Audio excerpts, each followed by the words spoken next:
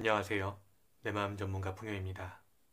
지난 영상에 이어서 오늘도 구원받은 사람을 알아보는 방법에 대해서 나눠볼 거예요. 이 영상을 보는 사람의 시선이 자기 마음으로 향하고 자기를 무조건 이해할 수 있게 되기를 기원합니다. 또한 여러분이 자신을 부정하는 자기 마음으로부터 한껏 자유롭게 해방되기를 축복합니다. 그럼 구원받은 사람을 알아보는 방법 2부를 시작해 볼게요. 구원하심이 보좌에 앉으신 우리 하나님과 어린 양께 있도다. 교회를 다닌 사람이라면 친숙한 구절일 거예요. 이 구절의 의미를 구원의 결정권은 하나님께 있고 구원에 이르는 길은 예수님께 있다고 해석한다면 저도 거기에 동의합니다. 그러나 제가 이해하는 하나님은 나를 지옥에 내던지겠다는 심판의 하나님이 아니에요. 두려움에 반응하게 만드는 하나님이라면 그건 자기를 의심하는 사람들이 만들어낸 이미지라고 확신합니다. 저는 이 방식과는 다르게 이해했어요. 저에게 구원이란 자기를 의심하는 일을 멈추고 이제부터 자기를 온전히 믿는다는 의미입니다. 다른 그 어떤 누구도 아닌 나 자신을 선택하는 것이 나에게 직접 기름을 붓고 자신만의 왕으로 추대하는 것이고 그 순간 나는 나 자신에게 그리스도가 되는 것입니다. 나 자신이 나만의 유일신 하나님이 되는 것입니다. 그러나 우리는 신이 아니고 죄인이라고 믿는 사회에서 태어나고 자라왔어요. 그래서 나를 부정하는 게 당연했죠. 모두 그렇게 믿고 있으니까요. 내가 나를 죄인이라고 생각하니까 다른 사람도 죄인이라고 생각해요. 내가 나를 하찮게 여기니까 다른 사람도 하찮게 여깁니다. 내가 나를 미워하니까 다른 사람도 미워합니다. 내가 나를 거부하니까 다른 사람도 거부해요. 죄가 있다면 내가 나를 인정하지 않은 죄가 나에게 있는 것입니다. 내가 나를 사랑한다면 다른 사람도 사랑할 수 있어요. 성경에 나온 하나님과 예수님은 자기 자신에게로 돌아가는 메시지입니다. 바로 나 자신에 대한 대명사로 기록된 것입니다. 내가 나를 보는 관점이 내가 다른 사람을 보는 관점으로 나타나죠. 분명 이 이야기를 듣고 반발심이 올라오는 사람이 있을 거예요. 분노하기도 할 겁니다. 신을 모욕한다고 말이죠. 만약 그런 사람이 있다면 그 사람 자신이 자기를 모욕하기 때문에 그런 말이 떠오를 겁니다. 너는 내 골방에 들어가 은밀한 중에 계시는 내 하나님께 아뢰라. 만나보세요. 골방에 들어가서 은밀한 중에 계시는 자기만의 유일신을 만납니다. 자기 감정과 생각을 거부당했던 어린 자신이 상처 입은 마음으로 지금까지 내 마음에서 살아간다면 믿어지나요? 내면아이, 그림자, 초감정, 에고는 많은 심리학자가 말하는 현상입니다. 실제로 성인 대부분이 자기가 받는 스트레스의 근원을 현실에서 찾고 있지만 그건 진짜 자기가 잠들어 있다는 걸 모르기 때문입니다. 현실이라는 확신이 만든 가짜 생각과 감정을 믿는 것이죠. 이런 현상은 자신을 부정하는 신념에 눈이 멀었기 때문에 나타나는 것입니다. 성경에서는 이를 두고 죽은 자라는 표현을 하고 있습니다. 교회에서는 자기를 부정해야 하고 다른 존재가 유일신이라고 주장을 합니다. 물론 교회뿐만 아니라 대부분의 사람들이 스스로 자신을 부정하고 의심해요. 자기 부정의 신념이 강한 사람은 제가 말하는 이 구원이 쉽게 믿기지 않을 거예요. 자기를 부정하게 되면 어떤 현상이 벌어질까요? 나를 모르는 게 두렵기 때문에 다른 사람을 모르는 것도 두려워합니다. 그래서 뭔가 안다는 것이 안전하다고 생각해요. 그래서 사람들이 선택하는 방법이 있습니다. 구원받는 방법이나 행복해지는 방법 등에 중독되는 겁니다. 다른 사람이 말하는 구원과 행복의 목표를 알면 일시적으로는 그걸 이뤘을 때 마음이 편해질 것처럼 느껴집니다. 그러면 나도 그 목표를 이루면 행복하겠지? 라고 생각하고 다른 사람의 행복과 구원의 목표를 나도 따라서 열심히 살아갑니다. 그러나 목표를 이뤄도 마음은 시원찮아요. 그래서 또 다른 구원과 행복을 찾아다니며 더 자극적인 것에 몰두하게 됩니다. 결국 구원과 행복은 경험하지 못하면서 그걸 얻을 수 있을 거라는 헛된 희망, 그 방법을 아는 것, 그 자체에 중독되는 것입니다. 구원받은 사람의 특징은 자기를 부정하지 않는 사람입니다. 자기를 부정하지 않는 사람은 다른 사람도 함부로 부정하지 않습니다. 자기의 모든 걸 인정하지 않더라도 최소한 자기를 인정하는 어떤 부분에서만큼은 다른 사람도 그대로 존중합니다. 자기 마음을 인정하는 사람이 다른 사람의 마음도 인정할 수 있습니다. 지난 영상 마지막에서는 이 구절을 읽었어요. 행함이 없는 믿음은 곧 죽은 믿음이니라. 이 말씀을 두 가지 의미로 이해한다고 말했는데요. 하나는 구원받으려면 어떤 행동을 해야 한다는 수동적인 의미이고, 또 다른 하나는 구원받은 기쁨에 자발적으로 행동한다는 의미였습니다. 교회에는 구원이 없다고 말한 이유가 바로 여기에 있어요. 구원받으려면 이라는 전제 조건에 따라야 하고, 수동적인 해석, 권유로 위장한 강요, 그에 따르는 맹목적인 충성, 이 모든 것들이 수동적이기 때문입니다. 죄인이다 라는 문장을 왜곡해서 받아들인 사람은 다른 사람도 죄인으로 보는 게 당연합니다. 저는 마음이 편해지는 방법을 찾아서 많은 시간을 방황했습니다. 그러나 방법을 찾으면 찾을수록 만족할 수 없었고 마음만 더 혼란스러웠어요. 왜 그랬을까요? 그건 진짜 내가 바라는 게 아니었기 때문이었어요. 내 마음을 부정하면서 다른 사람의 행복을 나의 행복으로 추구할 때 내 마음에서는 질투가 올라왔습니다. 그토록 두려워했던 질투의 하나님이 바로 내 마음이었던 것입니다. 나의 마음이 아닌 나와 다른 존재라고 생각하는 하나님의 마음을 찬양하고 따르려고 할 때 내 마음은 계속 질투하고 있었어요. 내가 나를 질투할 때 다른 사람도 질투하게 됐습니다. 사촌이 땅을 사면 배가 아프다는 말도 질투하기 때문이겠죠. 많은 사람이 행복하기 위해서 필요한 조건이 있다고 생각합니다. 좋은 집, 좋은 차, 많은 자산을 얻은 사람은 하나님이 복을 준 거라고 말을 많이 하죠. 그게 하나님의 복이라고 생각하는 사람은 자기도 좋은 집, 좋은 차, 많은 자산을 얻으려고 합니다.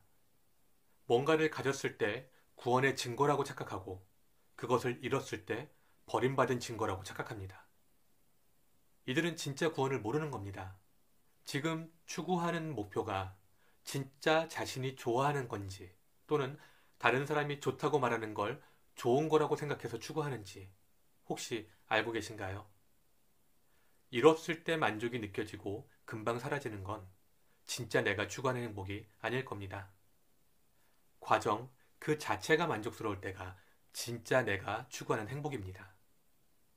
트랜스서핑의 저자 바딤 젤란드가 말한 영혼과 마음이 일치하는 일이라는 게 바로 진짜 내가 추구하는 행복인 것입니다. 이 의미는 각자 고민해 보시길 바래요. 교회에서 구원을 경험한 사람도 있겠지만 그건 교회 안에서의 구원입니다. 그러나 제가 말하고 있는 이 진짜 구원은 온 세상에서 경험하는 구원입니다. 진짜 구원을 경험했다면 어떨까요? 자기가 누리는 기쁨이 충만해서 그걸 다른 사람들에게도 말할 거예요. 진짜 구원에는 기쁨이 있고 두려움이 없어요. 무한하게 넘치는 사랑만 있습니다. 이게 진짜 창조주 유일신 하나님의 무한한 사랑입니다. 내 믿음이 너를 구원하였도다. 내 믿음대로 될지어다. 예수님의 이 말은 자기 의심을 거두고 자신을 믿은 사람들이 스스로 자유로워진 것이라는 말을 의미합니다. 예수님은 그걸 일깨워주기 위해서 온 거예요. 이걸 알더라도 두려움은 계속해서 생겨날 거예요. 우린 모두가 자기를 부정하며 살아온 시간이 결코 짧지 않으니까요. 우리는 되어가는 존재입니다. 사람은 갓 태어났을 때 누구나 무한한 가능성을 지닌 존재였어요. 그리고 조건에 길들여진 환경으로부터 제한하는 조건을 하나씩 받아들이며 나라는 자아를 만들어 왔습니다. 그 제한된 인식으로 만들어진 나를 자아상이나 에고라고 부르죠. 교회에서는 이 제한된 자아상이 교리의 기본 구조예요. 모든 인간은 죄인이다. 이것으로부터 시작되죠. 이 내용이 성경에 적혀 있다고 근거라고 말을 합니다. 최고의 사랑을 가진 창조주가 과연 그럴 이유가 뭘까요? 그럴 거면 인간을 왜 창조했을까요? 찬양받으려고요? 자신을 죄인이라고 믿는 사람들은 진짜 자신이 죄인인 게 현실처럼 느껴질 거예요. 그러나 그렇게 믿지 않는 사람에겐 죄인이라는 게 현실로 느껴지지 않습니다. 오늘 내용의 가장 핵심은 바로 이것입니다. 구원이나 행복을 말하면서 그 조건으로 두려움을 말한다면 진짜 구원을 모르면서 안다고 말하는 것이죠. 두려움이 전제 조건이 되어야만 이해할 수 있는 성경이 과연 신의 뜻이라고 생각하나요? 합리적인 의심을 할 수 없다면 자신을 신보다 낮은 존재라고 믿고 있기 때문이에요. 오직 성령이 너희에게 임하시면 너희가 권능을 받고 나 자신이 신이라는 걸 자각하는 순간 그때 내 안에 온전한 신성이 나에게 권능을 줍니다. 다른 누구의 신이 아니라 오직 나 자신만의 유일신이 나 자신에게 권능을 주는 것입니다. 생각에는 관성이 있어요. 끌어당김이라고도 하죠. 자기 삶이 어떻게 이루어졌는지 이해하려고 주의를 기울인다면 자기 믿음대로 이루어져 왔다는 걸 쉽게 알아볼 수 있을 거예요. 어떤 사람도 자기네를 100% 인지하지는 못합니다. 그중 아주 일부분인 빙산의 일각만을 인식할 뿐이죠. 기본적으로 작동하는 생각이나 감정의 구조는 무의식에서 일어난다고 합니다. 많은 형이상학자들은 무의식이 현실을 창조하는 대부분의 생각이라고 합니다. 처음엔 저도 이게 무슨 소린가 했어요. 말도 안 된다고 생각했죠.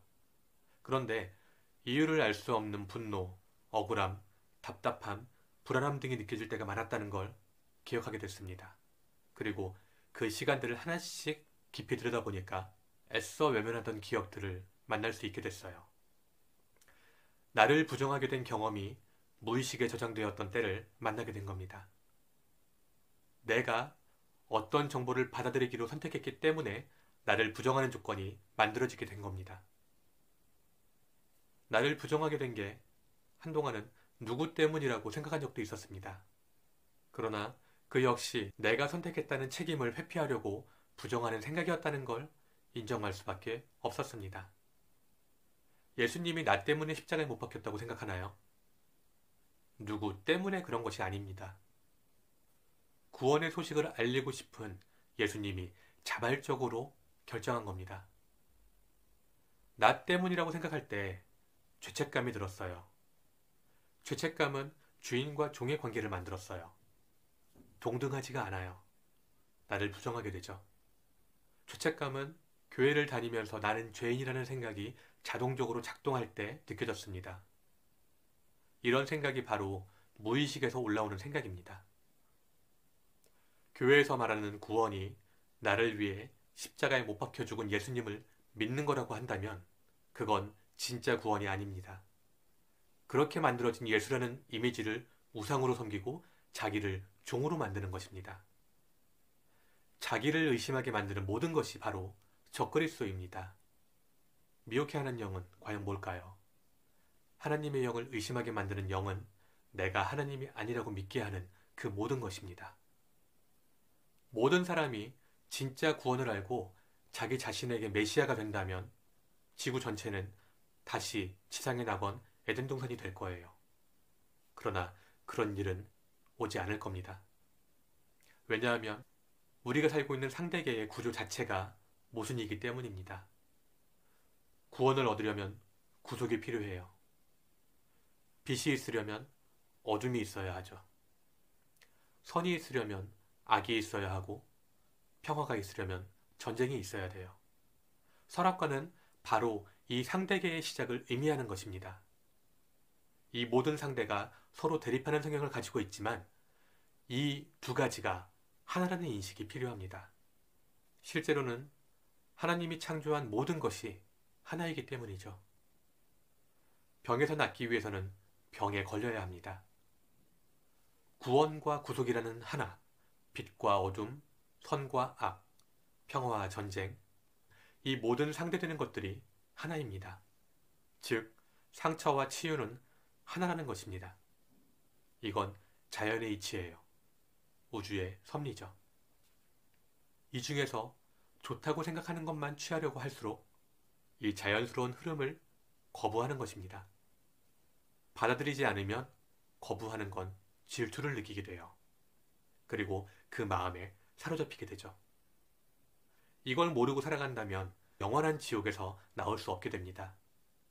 우주는 광활합니다. 한 사람이 자기의 뇌를 비롯해서 자기 몸 안의 세포들이 어떻게 움직이는지 모르지만 그 몸은 완벽하게 움직이고 있어요. 우주도 마찬가지죠. 우리가 알지 못해도 모든 것들은 완벽하게 움직입니다. 마음은 모든 걸 경험하고 싶어 해요.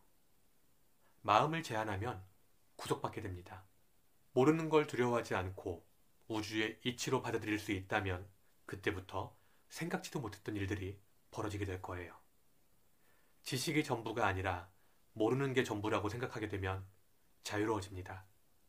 그때부터 필요한 정보들을 만날 수 있게 될 겁니다. 지식은 지혜의 씨앗이 될 겁니다. 구원의 방법을 안다고 주장하는 사람을 조심하세요. 그들의 말이 당신 자신이 아닌 다른 존재가 당신을 구원한다고 말한다면 그 사람을 꼭 조심하세요. 진짜 구원을 경험한 사람들은 한결같이 똑같은 말을 합니다. 자기 자신을 찾고 믿으라고 말이죠. 이 말의 의미를 깊이 생각해 보셨으면 좋겠습니다.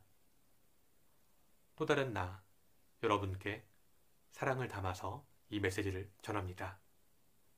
그대에겐 그대가 답입니다. 감사합니다.